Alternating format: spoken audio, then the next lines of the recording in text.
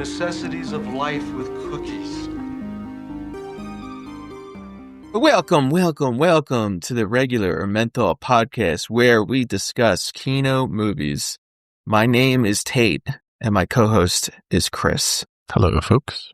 We give a little thoughts on the movie, our experience with it, then we discuss specific scenes that we like, followed up with our very own Kino rating. Today we're discussing the Tim Burton film Edward Scissorhands, 1990, starring Johnny Depp, Winona Ryder, and the Chad version of Anthony Michael Hall.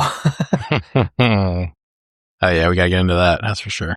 Okay, we have Thanksgiving here this week. Yeah, Are you excited? We do. Yeah, man. What do you got going on for Thanksgiving? I'm going over Fluffy's house, and it's going to be a very low-key Thanksgiving. Not many people, yeah. Same, yeah. My brothers are all staying with their families where they're kind of in an array around the country. Yeah. And I'm just going up with Linz and my daughter, and we're going to go see my mom and pop. Just hang out. Just the four of you? Yes, quiet little cozy. Or five of you, I guess. Cozy little get-together. Not even going to make a whole turkey. My mom's like, I'm just going to get turkey breast. Screw it. That's what my mom said, too. I mean, hey, why waste it if you don't need to? Well, I guess that means you're making the turkey that you got from Origlo. Oh, yeah, definitely. For Christmas. Yeah, good. Save that puppy for Christmas. But yeah, man, it'll be low-key. Just hang out, drink some beers, the Big Rick, throw down. That's it, man. What about you? Yeah, pretty much the same. Just chilling with Fluffy, my dad, Mega Child of God, and my brother, and Eric. Nice. So it's going to be pretty good, I guess. But nah, I mean, I people always, they kind of just overlook Thanksgiving. It's like Halloween, Christmas. But I'll tell you, man, I do love me some Thanksgiving. It's I tend to enjoy Thanksgiving and being a maniac that will just start arguing with people, but I don't have a chance because I don't have a big audience. That's the thing, man. I've seen so many memes this week of arguing at Thanksgiving dinner. I'm like, yeah, that's going to be basically just me yelling at my two parents. And then Lynn's just rolling her eyes the whole time. Like, hey, here's my beliefs. Listen to them. You can't say anything back. But yeah, it'll be quiet this year. So sometimes those are the best, man. Just nice and relaxed. Feel very overworked and tired. So could use a nice quiet one this year for sure. Yeah, I feel that. Anyhow, Edward Scissorhands. Let's talk about this puppy.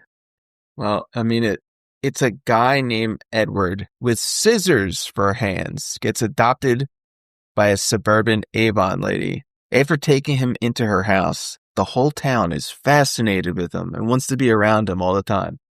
After the novelty of this weird guy with scissors for hands wears off, the town rejects him and chases him back to his spooky mansion on the hill where he kills a kid in self-defense and finds true love, only to realize it can never be real because he has scissors for hands. That's it. Talk to me about Tim Burton. Dude, Tim Burton movies are great, man. I'm a big fan of Nightmare Before Christmas. It's probably my personal favorite because I just grew up watching that. But I love that this dude pushed the envelope with freaky concepts. I don't know where else in Hollywood you're getting that nowadays, but it's kind of like a Wes Anderson type of director. Yeah. But I think he does it best. But Wes Anderson, ironically enough, with this movie, because he has all those pastel-colored houses that are one tone, which is kind of funky. But yeah, man, Tim Burton, I think rules. I can appreciate this man's aesthetic because someone allowed this guy to deliver his artistic vision exactly in Hollywood. But to be honest with you, I'm not the biggest fan of the Tim Burton vibe. Agreed. I can appreciate it. I agree with that. But I'm not. I feel the exact same way. It's I'm not a goth dude, but I can appreciate his goth aesthetic. Yeah, and tell me if this vibes with you. Something about it is like watching Black Hole Sun, the movie. Dude, that Black Hole Sun was you want to talk about Kino when that came out? Music video? So god tier. But yeah, sometimes the movie is just so good though that it supersedes any kind of dislike I have for the atmosphere. Mhm. Example, Batman. Yeah. And Beetlejuice. Right. Two movies that I really quite enjoy. Mhm. Despite the fact that I'm just, there is that small part of me when watching those movies where like I don't exactly like the vibe, the aesthetic, but I also again appreciate it at the same time. Even in those movies. Yeah, I can definitely get where you're coming from with that, 100%. But the thing about them is you have to appreciate the fact that he's doing a bunch of different movies, even though he has this like one clear style to him. But he's doing like claymation, and then this movie, you know what I mean? Batman. It's like, okay, this is at least the guy has even though it seems like you know what you're going to expect out of him. He has a little bit of a range, if you will. Yeah, which I can appreciate for sure. And like, I'll give you an example. Kind of is that I loved Batman, but I didn't like Batman Returns as much, and that might have just been a me thing where the bar was set so high with Batman 1 that my expectations were so high, and then Batman Returns was too weird. Yeah, it was too this aesthetic, and I was a little turned off. Yeah, no, get that. It's I hate your guts, but god damn it, do I respect you? I feel it. I don't know how you feel about this regarding Tim Burton, but I just don't like the fact that he remade Charlie and the Chocolate Factory. Yeah, I can agree with that 100%. The old one is such a good movie. It's dated, so watching it back now, it's kind of like funky, but but yeah, this remake, I can't. He's got like this like Lloyd Christmas haircut, and it's just like a little too eccentric for me. And I think he's just, because at that point he's so obsessed with Johnny Depp that he's just kind of leaning into it. He's like, what would Johnny Depp look like doing this? What would Johnny Depp look like doing that? And it's like, you don't need to do it, man. Like it's funny because I read something that, a quote from him saying that he would never do a sequel to this movie, no matter what they offered him, because he thought it was just perfectly done. But it's like, all right, so you're going to remake, not that it's a sequel, you're going to remake Charlie and the Chocolate Factory. Got it. And he just remade Beetlejuice as well. Not remade, he did a sequel to Beetlejuice. Yeah, didn't see it. I just kind of refused to watch. I don't know. I watched the typical, YouTuber reviewers that I watch and said kind of what I was thinking was going to happen with it and what to expect. So, probably won't see it. But the idea that we keep bringing up of an artistic vision, Hollywood allowing an artist to put his vision on screen. Well, one of the reasons why they allowed it with Burton, at least in this movie, was because he brought in mad money. Yeah, exactly. Yeah. Beetlejuice was a huge success, and I'm not even sure, I don't think that was much of a budget there. And Batman was a gigantic success. That's all you gotta do. Got to make that money, and then they'll just... If you're making a ton of money, they're going to be like, okay, do whatever you want. And I think they went kind of wild with this guy. They were like, go do whatever, dude. Yeah.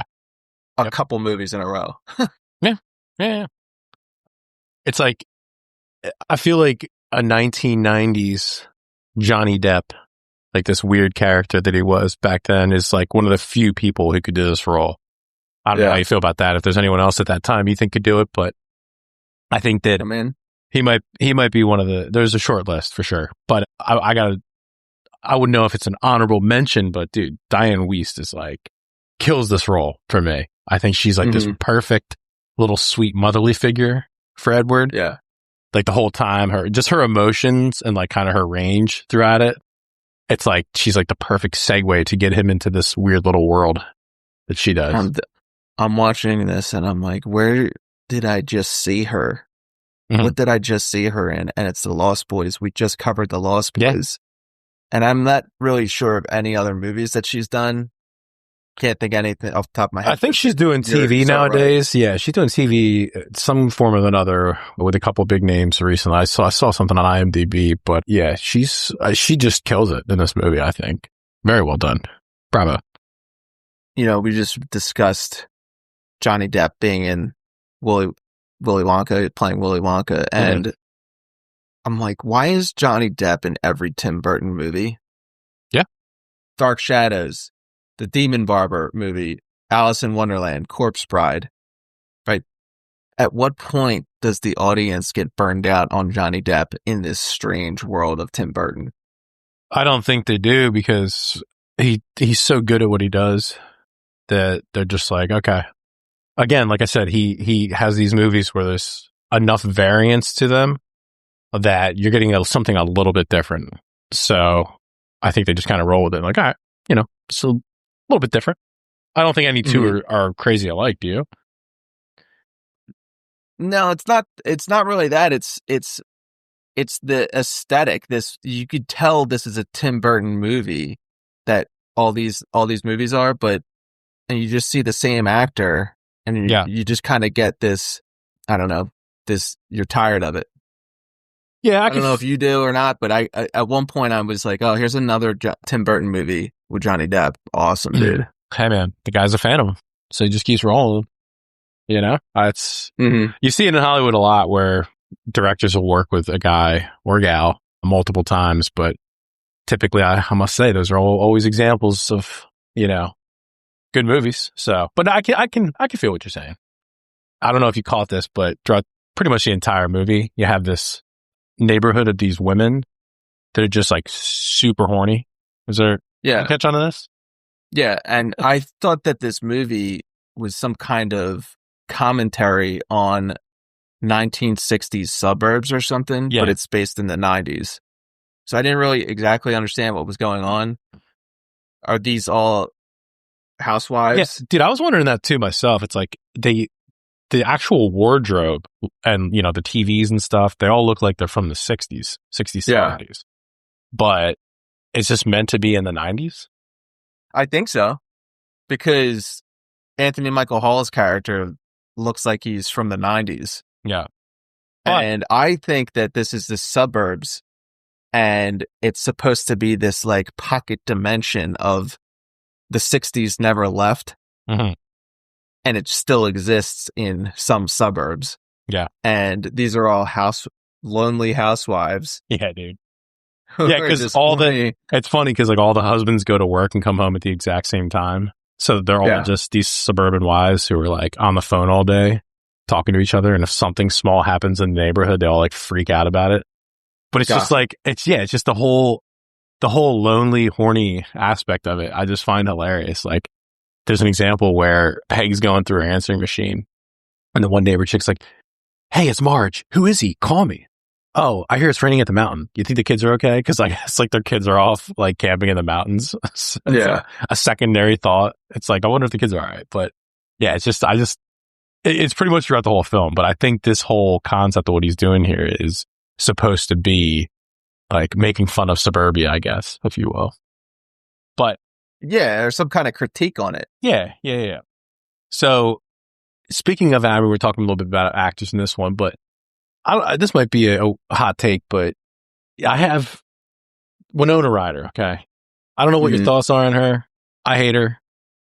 Why is that? I don't know. She just bothers me so much. I think that like her annoying delivery on every line in every movie just drives me bananas. What are your thoughts on her? I agree with you. I don't like her, and I didn't really understand where that came from, because I haven't seen this movie since 1990. Yeah. Well, dude. Then I realized it was from Dracula. Okay. It was like, I hated her in Bram Stoker's Dracula, and then that just, my opinion of her was just based on that, and it never changed. Well, we do the weekly Is She Hot, but for me, that's a hard no. And it's kind of ironic because after this movie and working together, I believe that her and Johnny Depp started dating. I don't know if they ever got married, but they were definitely dating after this movie. So you have Chad Depp and Winona Ryder. Megapine Depp and Winona Ryder. It's like, I don't know. Yeah, she just bothers me, dude. I don't know why. Every movie. I think she works well in Beetlejuice. She works, exactly. Yeah, she's a good fit. But dude, anything else, man, it just doesn't work for me. Her character in Beetlejuice is this kind of mousy, goth, can see spirits type woman where her delivery somewhat comes off as good for the character. Right. But there's none of those elements in this movie. She's just a regular teenage girl. Exactly. Yeah, exactly. Doesn't work. So I don't think it works at all. Yeah. I don't know. But in general, I just don't. I'm not really a fan of her. You remember the first time watching this movie? Yeah. The first time watching this movie, I was so young. I was 6 years old or something like that. Mm-hmm. And I just remember, this is my memories of this movie, is sitting around the TV and people in my family thinking that this was a really cool movie. Mm-hmm. But I didn't really form an opinion on it at the time because I was so little. Right. I was like, there's a guy with scissors for hands, and this is making absolutely zero sense. Now I have to, Dude, literally, I have to say that this part of my memory is very ancient and very brain damaged from concussions, so it's not really to be trusted, I would say. Anywho, when was the first time you saw it? I don't know, man. I can't really remember exactly how old I was. I'd probably say like 8 or 9-ish. I just remember being very young, and I'm like watching this. I'm like freaked out by the inventor dying scene. Yeah. And just like the rest of the movie I'm watching, I'm like, what in the hell is going on? But for some reason, that the scene with the inventor, I just realized today watching it back that it's like maybe like a minute in screen time. But that's like the one thing that stuck in my head for some reason about this movie. It's like, for some reason I told myself that it was like a scary movie, but it's not at all. But yeah, dude, I was like 8 or 9 years old probably, but I'm just like, same as you, I'm like confused, like what the hell is going on in this movie? It like makes no sense to me. If you're young, you know. But it's interesting though, it seems like you watched it years after it came out. And this was like a quirky movie that you might have heard about, or your parents might have heard about. Yeah, definitely was. Because I wasn't hearing about any movie that came out in the box office at that age when I was younger. Not at all. Yeah, like this, I watched this right after it came out. And then I'm second time watching this movie, I guess it's today. Oh, really? And after watching it, I'm like, is this a kid's movie? Is this really a kid's movie, dude? Like, maybe. I'm not sure. Yeah, no, it's. I think it's for the older crowd personally, but if you're going to catch like some of the subtext that they're talking about, I think it's you got to be a little bit older, but for sure. But I feel like a lot of kids saw this movie because it might have been marketed more to that kind of, I don't know, demographic, and parents were like, "Oh, here's a guy with scissors for hands, and it's Johnny Depp. Seems safe." Yeah. And then you get into the actual movie, and you're like, "Whoa, there's some weird stuff going on here." Yeah, some weird undertones, but literally main character in this movie. Who do you got? I mean, I honestly, I don't really vibe with anyone in this movie. Fair. Even Psycho Anthony Michael Hall. Mm-hmm. He might be the best. I was like, he might be. It's too much, dude. He's way too much. Personally, I'm the dad in the movie. This one, yeah. So everything from him sitting out back with the TV, drinking a beer, to decorating the house for Christmas, this solidifies the fact that I am indeed Unc. At this stage of my life, you're Unc, dude. I'm Unc. I'm just the dad. That's crazy. That's crazy, bro. Dude, I'm watching this. I'm just like, this dad rules. I'm literally him. That's it. It's the only person I can relate to in this movie. So yeah, you make a good point. It's like, this movie is void of characters that are relatable for us. Get into some of these fun facts here. This whole movie was based off a sketch Tim Burton did as a kid, or I should say as a teen. He grew up in the burbs, so he thought a Frankenstein character moving into the suburbs would make the townspeople become angry villagers. So yeah, man, it's literally, I was reading that he just came up with this concept on a sketch and bookshelved until later in life. And it's like, thinking about it, it's like, holy shit, dude. Isn't that something? You can come up with an original character and a quirky concept, and it actually works in Hollywood instead of just the same old thing. But yeah, I didn't realize when you said the fact that the prior movies made so much money that they probably gave him a little more leeway to do something like this. But I just thought it was cool. It came from just like this little sketch he made when he was like a teen totally forgot about it. And it's like, okay, I can bring this thing to life. Yeah, I mean, plus this made a bunch of money. Yeah. So it's a risk that they took that paid off. And they seem to have found a guy who's this artist who does weird stuff who makes a bunch of money. Yeah. Nightmare Before Christmas. Right. More huge moneymaker. Yep. I guess the lesson here is, hey, Hollywood, let weird psychos like me, right? Let him cook. Let him cook. Let me cook, Hollywood. I'll come up with some weird stuff like this. You kidding me? This is the first time that Tim Burton and Johnny Depp worked together. And, it says they became good friends, obviously, since they worked together nonstop after the film, working together later on. But yeah, I can definitely relate to this. Our buddy Ryan, who does films, he actually kind of reminds me of Johnny Depp. Didn't you get that vibe from Ryan? Yeah, for sure. It's definitely like a Johnny Depp type character. But we did one of the first films that I did, and he was the director. And yeah, we just hit it off. We've done 2 other films, and we're still good friends to this day. So I'd always think that like when you have good vibes between a director and the actors, like lead actors, you always get some creative harmony there, and you get like a really good product. So this is an interesting one. Edward's character only has 169 words in the entire movie. Yeah, I guess it makes sense. I mean, he's kind of a robot.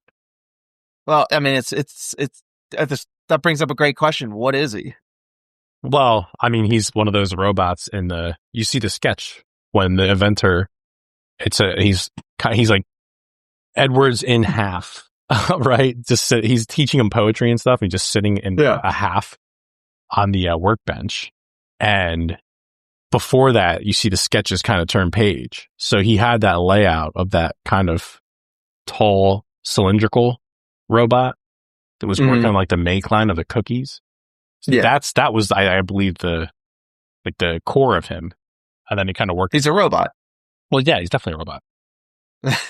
It's just like that. You get that so late in the film. Right. And the whole time I'm having these thoughts. Now, this is just me. Perhaps I'm nitpicking. But why does he have scissors for hands?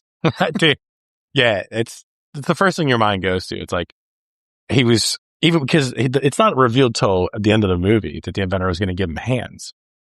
So you're just thrown into like, this guy seemingly is a little bit weird. That doesn't necessarily mean he's a robot, but why does he have scissors for hands? Yeah, why scissors? I mean, I get the movie is this quirky character, but what is the utility of having scissors for hands? None. Aside from cutting bushes and dogs. Yeah. What is the utility of this? Why is this happening? This is more to the point of what I'm saying. That this psycho just had this idea of this character. It was supposed to be a tall, thin character, right? Yeah, with scissors for hands. But that's it. That's the whole point is, how do I make this work of this character just terrorizing suburbia? And he doesn't even terrorize. And he's so strange in this movie. And you're right, only 169 words. But when he does talk, it kind of shocked me that it was seemingly like a normal person. Mm-hmm. It wasn't any kind of robotic thing. It wasn't any kind of strange voice. It was just like his actual voice. Yeah. Yeah. And I was like, oh, that's an interesting choice there. Yeah. Nah, it makes you wonder. It's good writing because it shows the inventor kind of teaching him poetry, teaching him manners and stuff. But it makes you wonder, if you're really nitpicking, it's like, well, he just comes into this household and into this environment, and he's already pretty understandable of emotions and, all that kind of stuff. So it's like, didn't this guy die like right after he made him, before he could put hands on him? So how could he know all this information? Right. So I just kind of not known. Yeah, I mean, it's way too nitpicky for what they're trying to go for here. I don't think it's necessary. But we're talking about who could have played this. Gary Oldman. He was considered early on to be the title role, but turned down the offer after reading the script, which he later on went on to say he regretted. What do you think about Gary Oldman being Edward Scissorhands? I can see it. Yeah? I can see it. Young Gary. When you ask, I'm thinking of Gary Oldman in Leon the Professional, okay, where he's flipping out. But when you asked me earlier, I couldn't think of anything.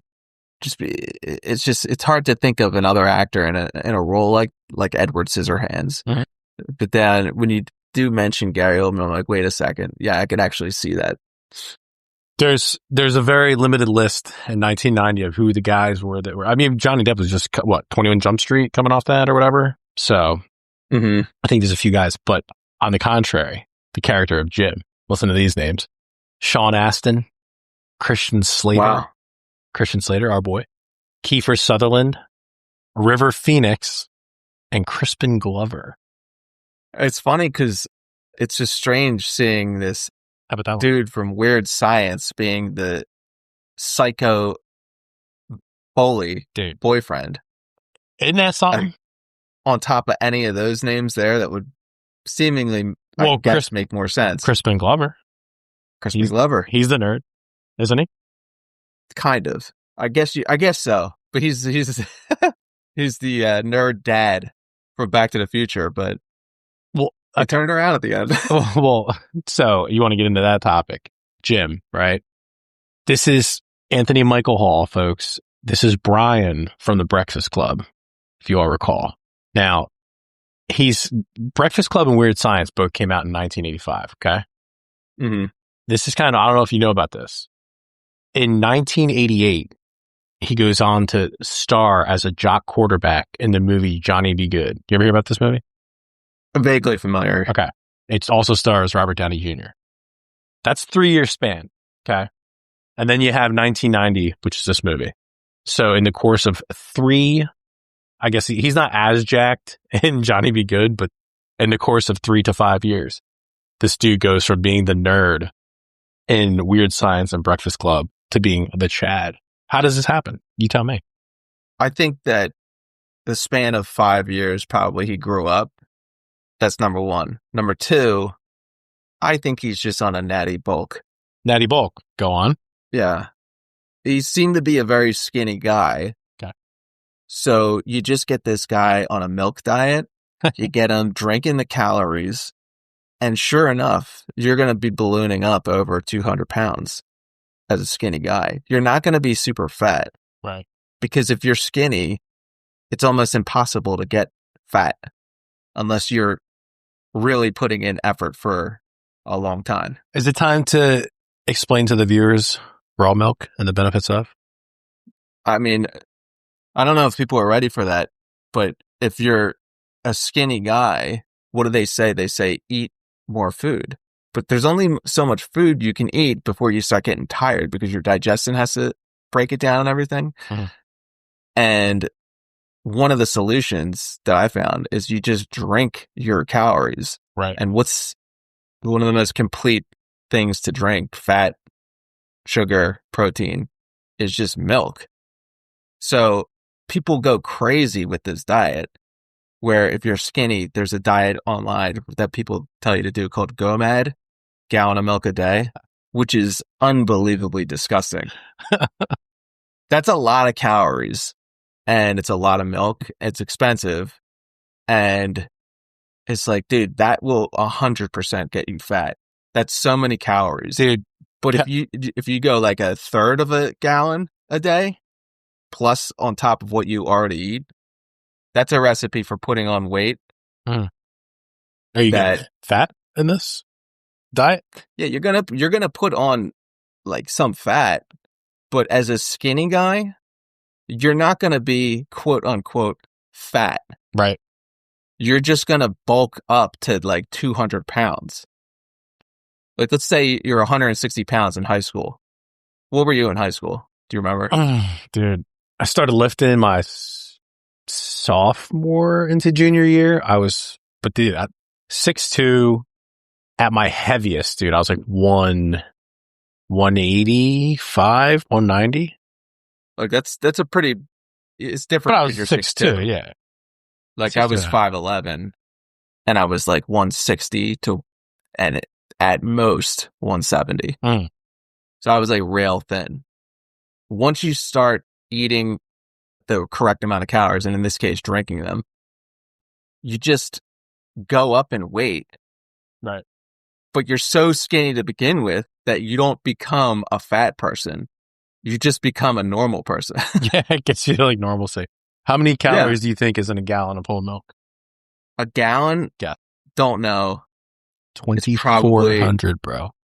Yeah, like that's a lot of calories. Go to be mad. drinking. If you're these psychos that are doing go mad, or they're gonna say if you put on that many calories, you eat that many calories, you're gonna put fat on quicker.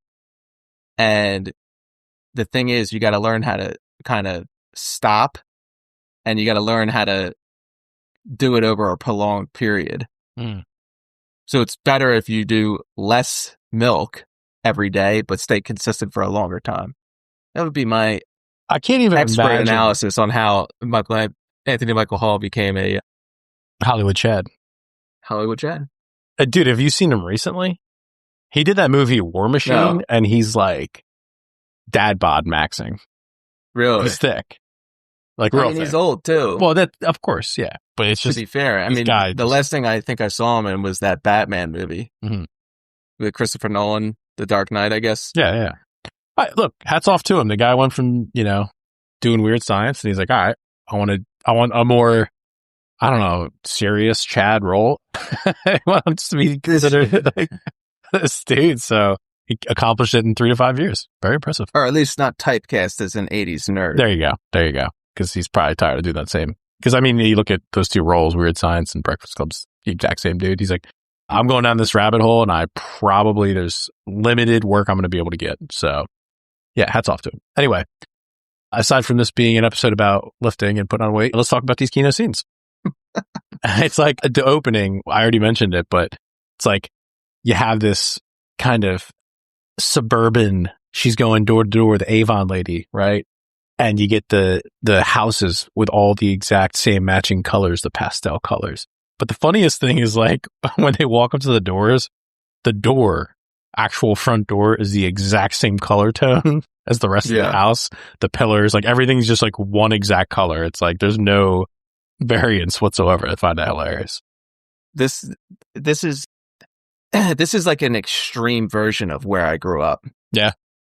Not that they're kind of overdoing it with the color scheme and everything being this pastel color of the house, the whole house being that color.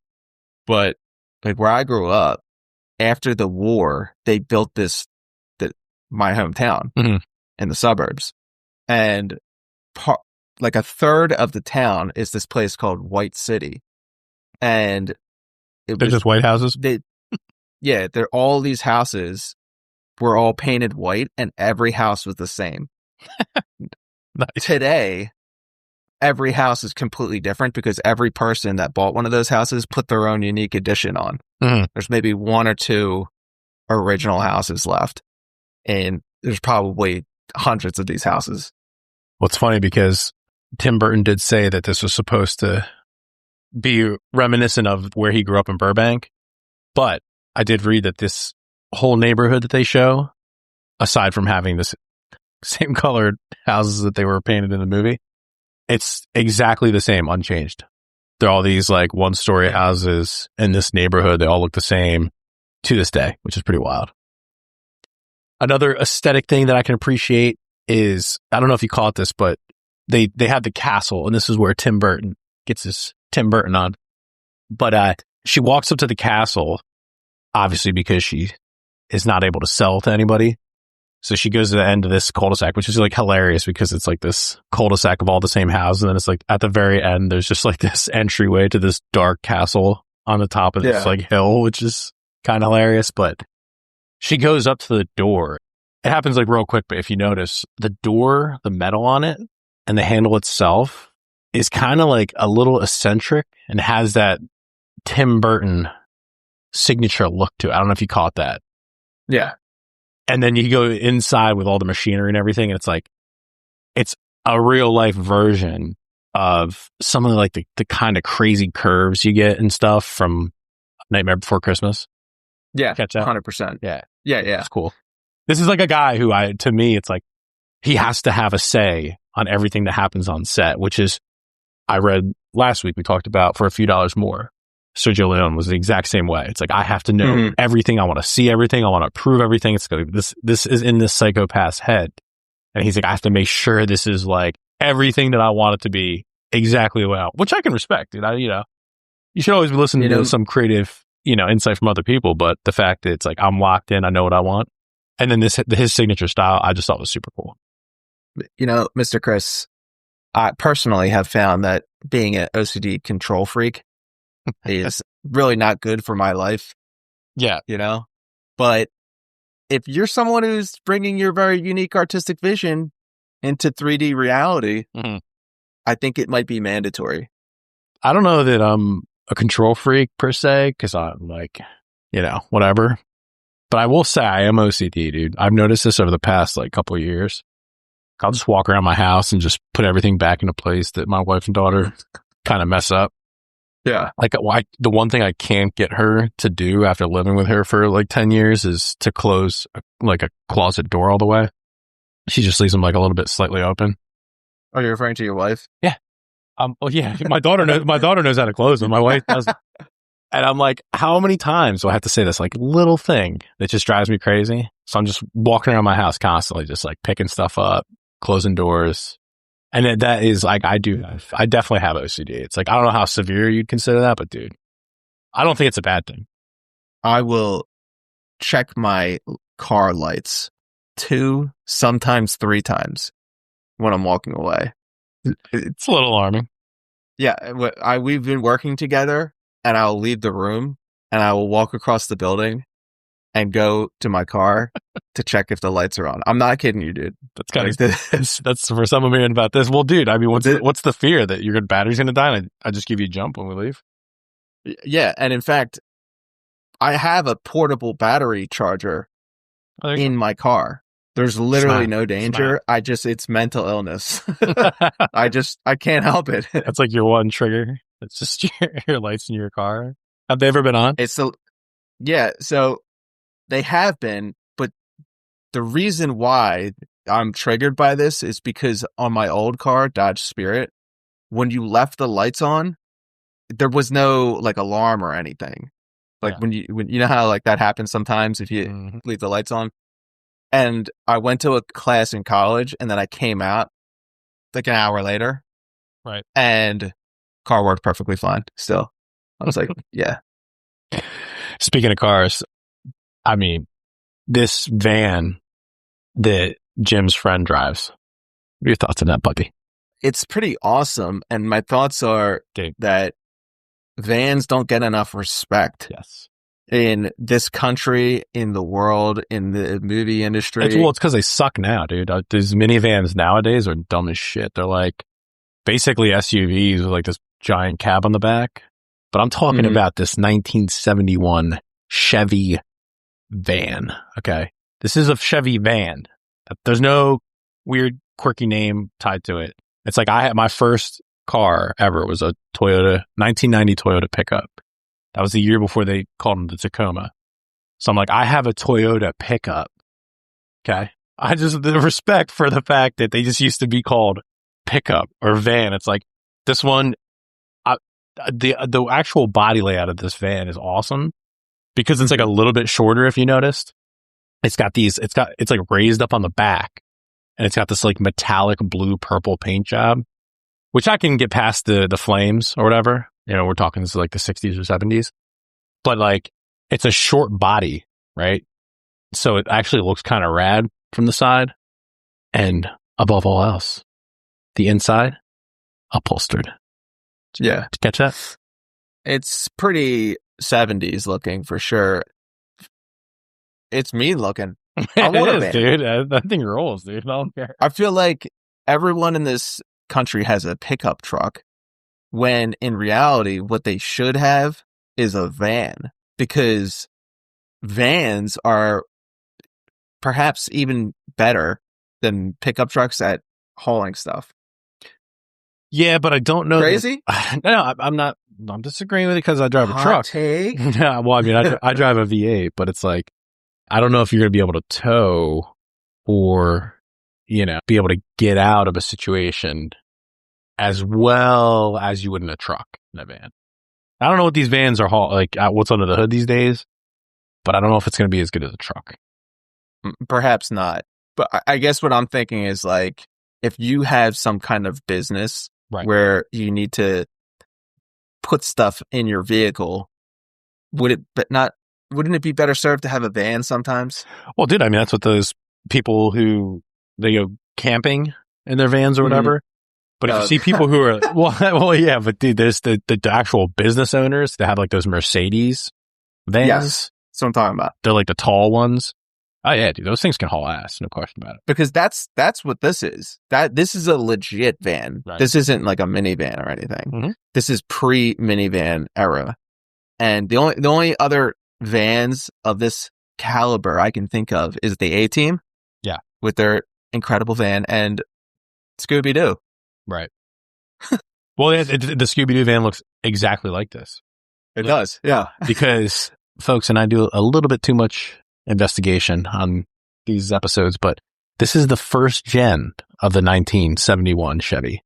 There's actually 3 gens. I think my parents had the 3rd gen where it was like, it has like the wood grain on the inside. Yeah. Little TV up there. I mean, that was probably later. I mean, they probably got theirs well after, but yeah, dude, this first gen, that's where it's at.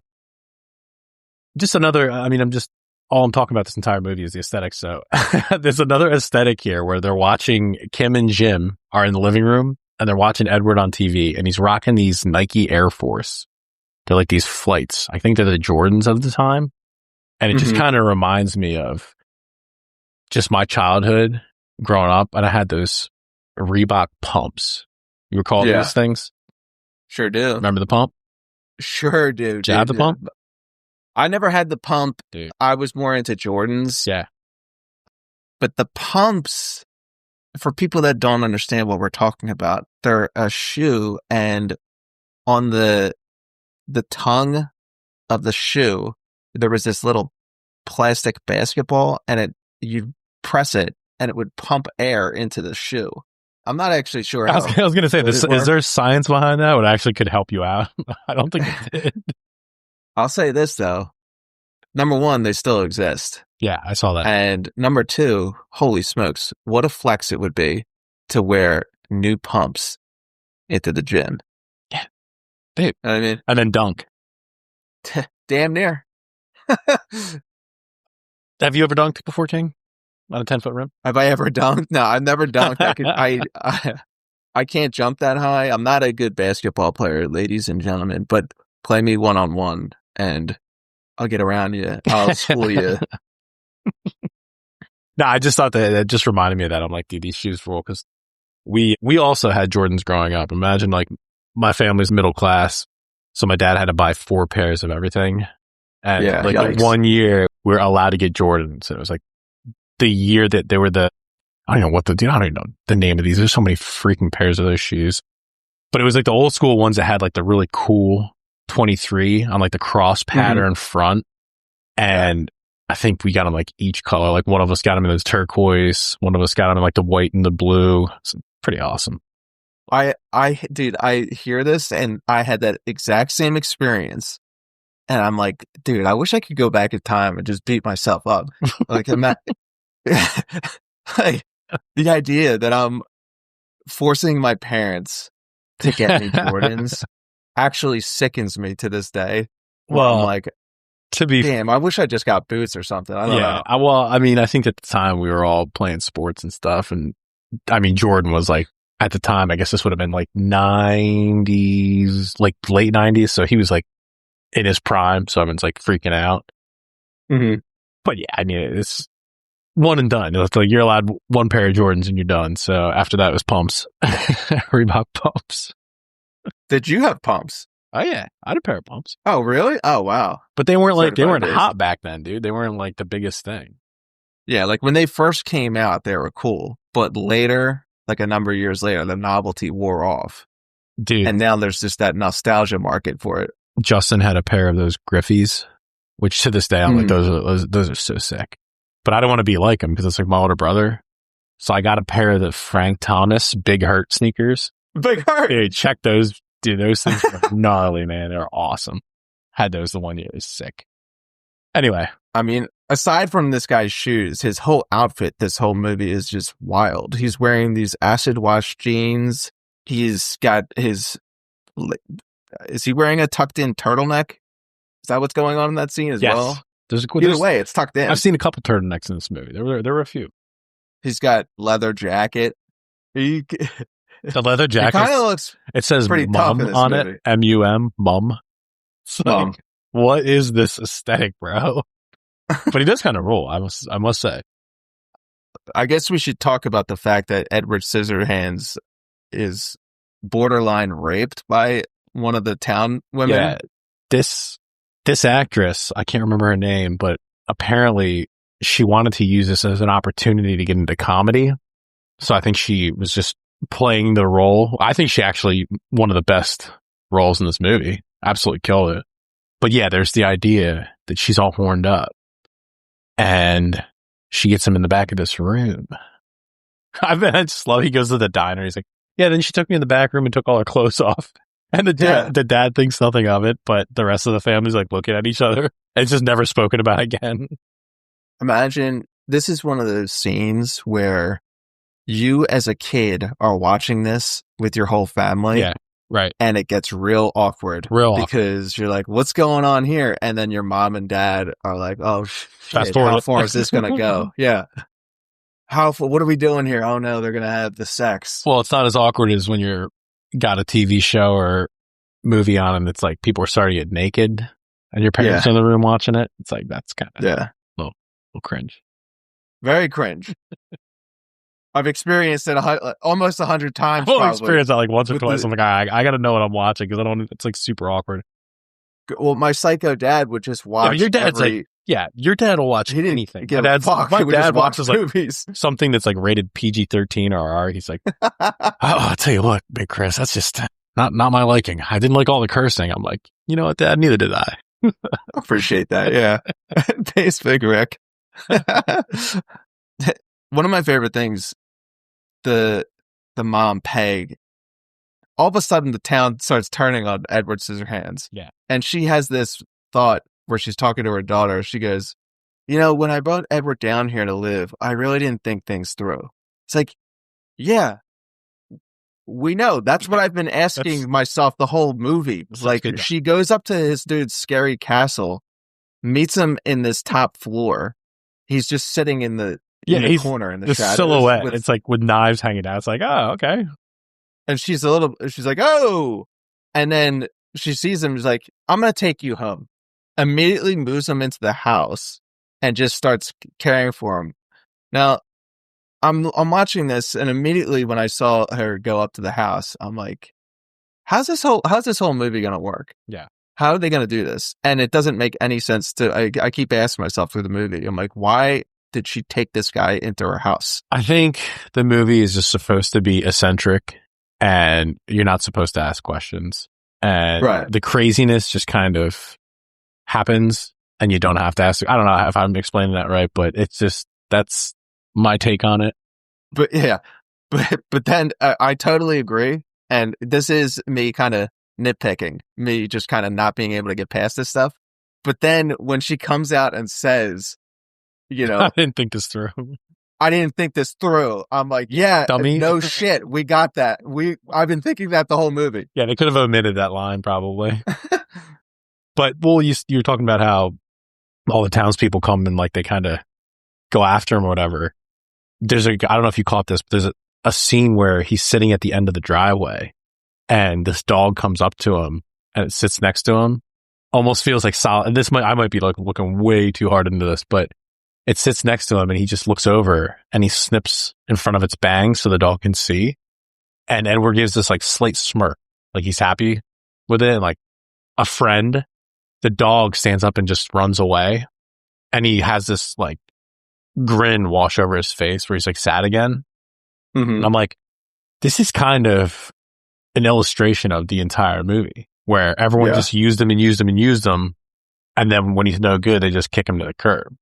Like, maybe I'm thinking a little too far into Edward Scissorhands, but it's kind of what I got from that little scene, if you will, illustration. I don't think you're thinking too far into it because I had the same thought where I was like, well, clearly this is an insane movie. So what is it? What is the meaning of it then?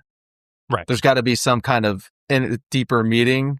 It can't just be about a guy with scissors for hands. So yeah, I mean, it's about this loneliness and being an outsider. Mm-hmm. Yeah. And that's the scene where they're on TV and the person says, well, if you get prosthetic hands, you're not going to be special anymore. That's what makes you special. And then Peg goes, no matter what, he's always going to be special, and kind of looks over at him. He smiles. I think that's it. And then also when he finally kisses Kim at the very end, she says, I love you. And you can just see his eyes. He just kind of closes them and he has this like release of happiness where it's like, I can be happy. That's all I ever wanted. Because when his dad, if you will, the inventor, dies, he lost everything. So yeah, I think that's a pretty good analysis of it, right? Yeah, I mean, it's someone who's a quirky, lonely guy suddenly gets adopted by the tribe, and then they find out that he is this weirdo. Despite him looking this way he is, they couldn't figure it out at first, and then they find out he's this weirdo and abandon him. And it's like the plight of the artist who's I have this insight, I have this art to give the world, but I'm not accepted by people. Yeah, that's us in real life, though. Like we're annexed from the tribe because of the way we think. Yeah, well, folks, you deal with it. We're well into the game by now, though. The other thing was, I was saying about the scene where the inventor dies, and it's like the look on his face. You always talk about these crazy faces, but the inventor's face, he just looks at him and he's smiling, and then it's like almost like feels like it's slow motion on camera, and his smile like turns into a frown, and his eyes get real big, and then he like falls down and dies. I don't know why, but and then especially when his Edward's scissors go right through the like clay hands. I think they're supposed to be some type of prosthetic, but it's like, I don't know why, man. That was like such a crazy sequence that it just stuck with me for like so long. Well, it is kind of scary because my reaction to seeing this was, what is happening to this guy? Is he having a stroke? Yeah. What is causing him to lose his mind right now? And he just falls over and kind of dies. And so I imagine you're 9 years old, so you're probably not seeing that much death. 8, bro. 8. Give me a little more credit. Right? You're not seeing much death and having to think about, the finality of life and everything. And all of a sudden you see this dude die in such a way where his face goes from smiling to this prolonged 30-second frown. And it keels over. It freaked me out, man. And it's like, it's crazy. Like I said, I'll say it again. It's like the fact that 2 minutes of screen time stuck in my brain. It was like, okay, this movie's all about death and this freaky robotic, lab that this dude has, as opposed to all the sunny, whatever, like the pastels in the suburban, like neighborhood, the rest of the movie says something. Well, it's funny that you picked up on that because it doesn't necessarily have to do with that, but something about Tim Burton's whole aesthetic does have this feeling of death to it. And it's interwoven into every kind of scene in the movie. Like there's some kind of, it's like on the look of Edward Scissorhands, it just feels like death the whole time. Yeah, no, you're right. You're right. By the way, the inventor, the GOAT, Vincent Price, his last movie, his last appearance. I don't know. Is it his last appearance? I thought he did 1 or 2 others after this. I'm not sure. Well, but I could tell you this. That's probably one of the best death scenes. Yeah. He killed it. Tim Burton was said to refer to him as him. He just called Vincent Price him when he referred to him, talking to people, because he just like loved them so much. Even back then, he's using Zoomer terminology back in the 90s. Exactly. Dude, that has, look it up. So then, it's this epic final showdown between Edward and Jim.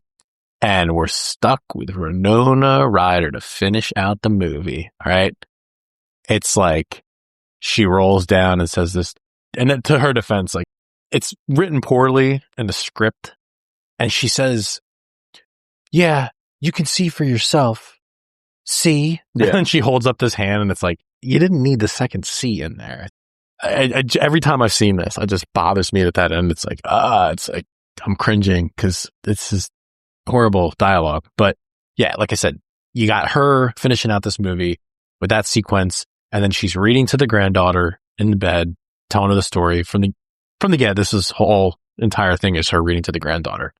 I don't see an old lady in this room. I just see annoying ass Winona Ryder with like old people prosthetic makeup on. It's like her annoying ass voice. And I'm like, way to like ruin the end of like a good, with all, you got the beautiful music going on.